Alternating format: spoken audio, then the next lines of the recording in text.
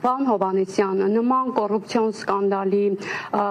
կիզակետում հայտնվելու դեպքում ժողովրդավար երկրներում պաշտոնյաները հրաժարական են տալիս։ Դուք ինչպես եք շարունակում պաշտոնավարել եւ կառավարել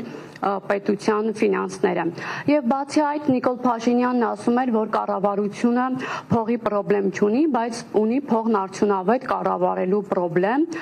Այս մասով արդյոք հարցը լուծվել է, թե շարունակում ենք մնալ առաջին դասարանում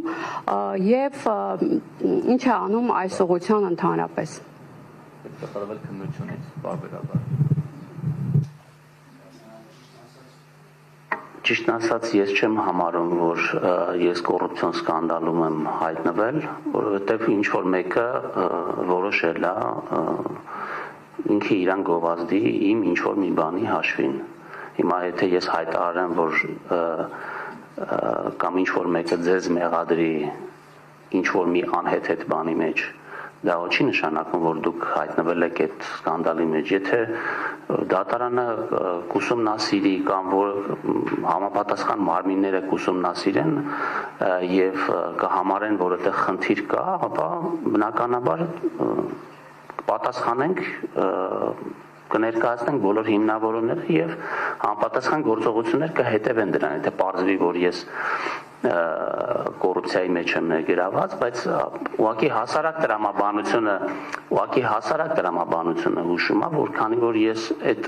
ամբողջ պատմությունը տեղի է ունեցել իմ պաշտոնավարումից առաջ, երբ որ ես ընդհանրապես չէի պլանավորում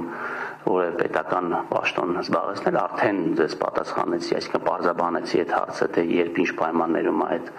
ամեն ինչը տեղի ունեցել, հետևաբար սա ուղղակի մի քիչ զարմանալի է իմ համար։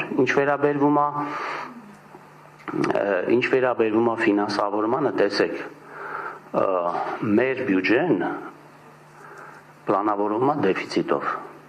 Օրինակ 2025 թվականի համար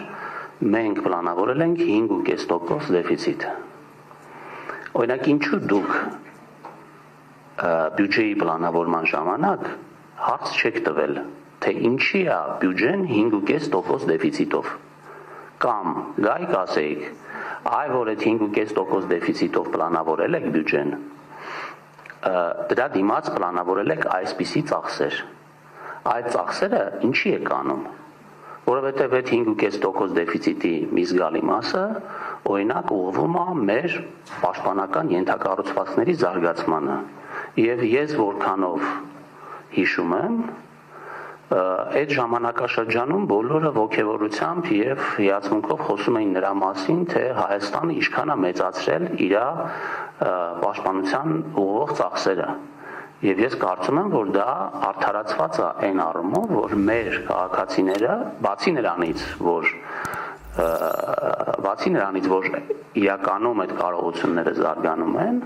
մեր քաղաքացիները դրա հետևանքով ավելի անվտանգ են իրենց զգում։ Եվ կառավարությունը եւ ազգային ժողովը որոշել են, որ այդ ծախսը եւ այդ պարտքը ներգրավելը արժի նման բանի համար, որովհետեւ դա բերելու է երկարաժամկետ խաղաղության Հայաստանին։